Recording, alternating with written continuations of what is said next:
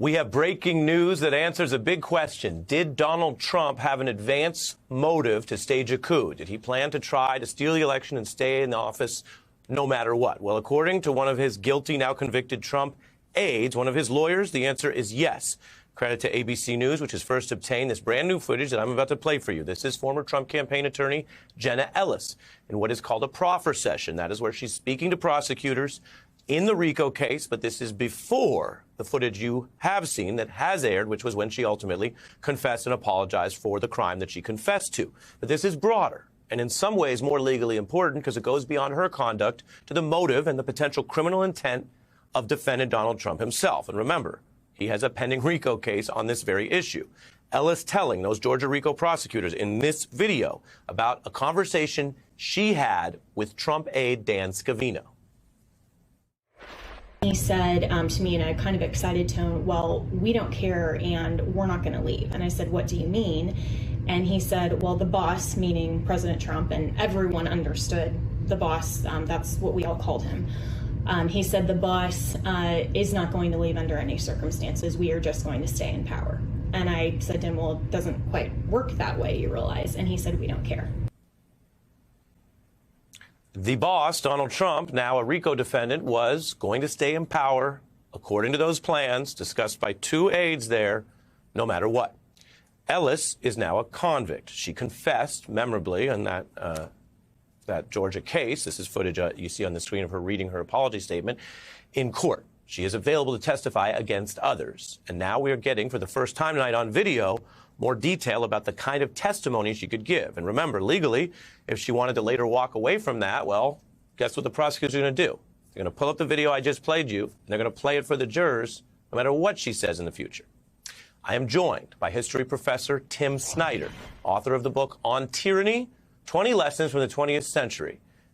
You have been an expert of ours on these very issues, not so much the technical legalities, but the larger challenge of operating a democracy when there are people moving around trying to overthrow it.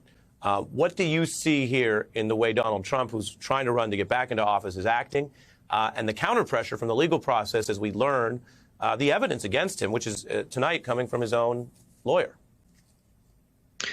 The bits of evidence that we have now are very important confirmation of an overall pattern that was there well before January 6th. He spent a lot of 2020 telling us that you couldn't trust the election outcome, and he was making other sorts of plans. It was kind of predictable that he was going to try something like this. In the November of December of 20, it was perfectly clear that the man knew that he was lying about the outcome of the election.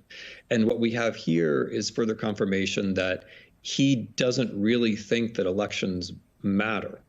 And for me, that's incredibly important for the criminal outcome of this case for him and others. But it's also just one more thing to remember about the next election. It means that whenever Trump is up for office, he's not actually counting on winning. He's counting on coming to power, which is something quite different.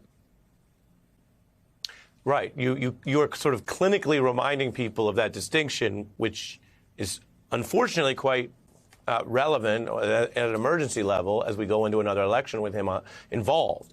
I'm going to play that clip again, and I want to tell viewers, ABC News obtained an excerpt. We would love to get the whole thing. If we get it, we'll be showing more of it. But in the excerpt, I think what is clear is the prosecutors, they have cases left, as you know, Tim. The chief defendant is RICO defendant Donald Trump. And this is the kind of evidence that speaks to his advanced motive, not, for example, rhetoric that got out of control, a riot, quote unquote, that got out of control, but a plan to stay in office no matter what. Let's just take a look at this clip again. He said to me in a kind of excited tone, well, we don't care and we're not going to leave. And I said, what do you mean? And he said, well, the boss, meaning President Trump, and everyone understood the boss. That's what we all called him. He said the boss is not going to leave under any circumstances. We are just going to stay in power. And I said to him, well, it doesn't quite work that way, you realize. And he said, we don't care. I wanted to let people absorb that and speak to a second aspect of this that you've also written about, which is the different roles people play. Some people may oppose the would-be authoritarian. Others claim that they support part of it or they like the policy outcomes, but they're against other things. Here we have Ms. Ellis, whose life and career has been seriously thrown out of balance by this relatively brief amount of time she worked for him.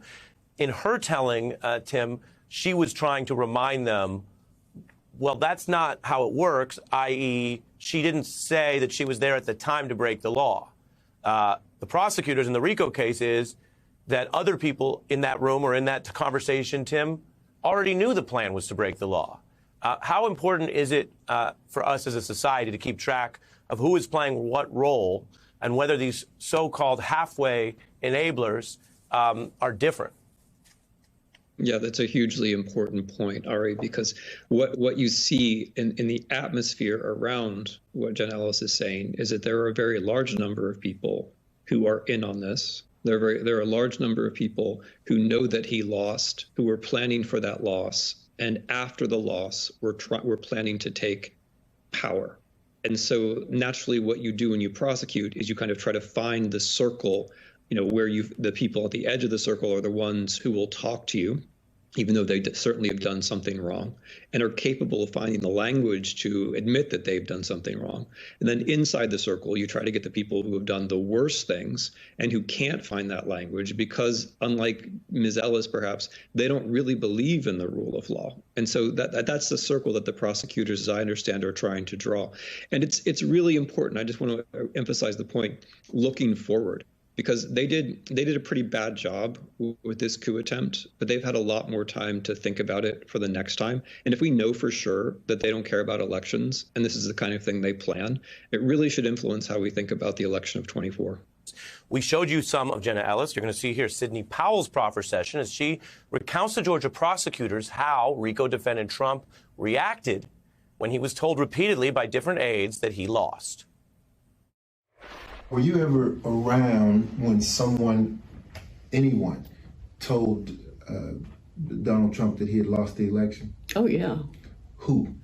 Pat Cipollone, Eric Hirschman, Derek Lyons, all thought he'd lost. Was that in the December 18th meeting? Yes. What was President Trump's reaction when, I guess, this cadre of advisors would say you lost? It was like, they would say that and then they'd walk out and he'd go, see, this is what I deal with all the time. That new video there airing for the first time tonight. Professor Timothy Snyder is back with us.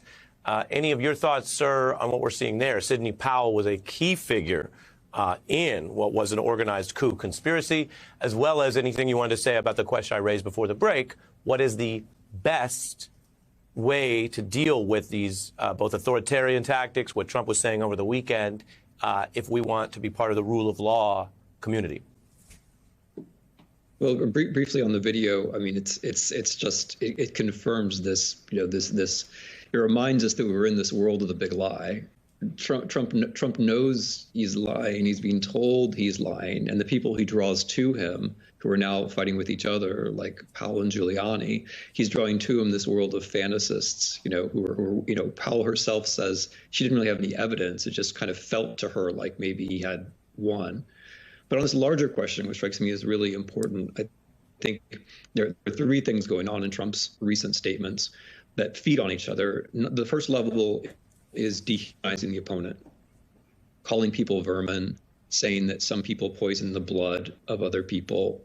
As other historians and commentators have rightly pointed out, that is straight up fascist and Nazi language.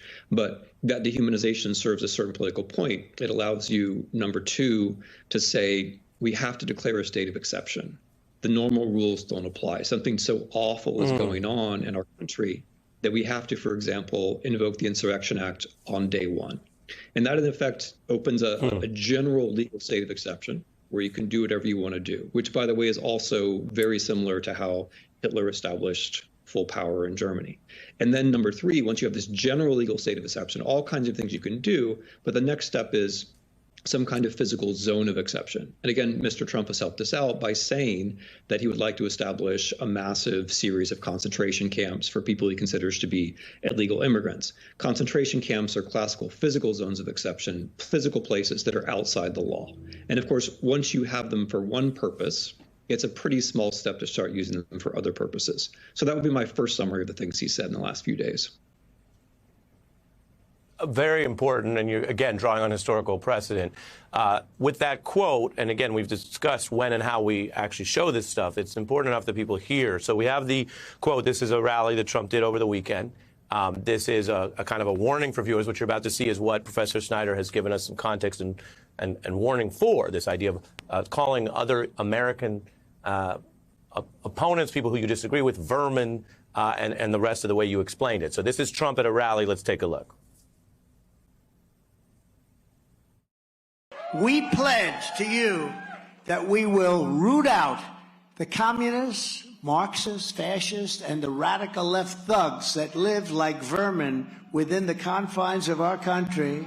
The threat from outside forces is far less sinister, dangerous, and grave than the threat from within. Again, that language of threat, that is what you just warned about. And then in this same concert, right, in concert with that, what we're living through, here's more new that I haven't played yet from the Powell testimony, where, again, we're learning from his own aides about this long-running effort, as you say, to use emergency or exceptional or other excuses, lies, to then justify that which is still unconstitutional, stealing an election. Here's new Sidney Powell. There was a big shouting match in which Rudy called me every name in the book, and I was the worst lawyer he'd ever seen in his life. There were no circumstances under which he'd work with me on anything. He called me a bitch and I don't know what all. And that's pretty much all I remember. I have just about 30 seconds, but a final word to you, sir. Yeah, there are two things that are going on simultaneously here, and they're related. We're learning more about how they tried to overthrow an election they knew they had lost. We've got the rule of law to try to rein that in. The second thing is, whether Trump wins or loses the next election, he's planning to rule beyond the rule of law.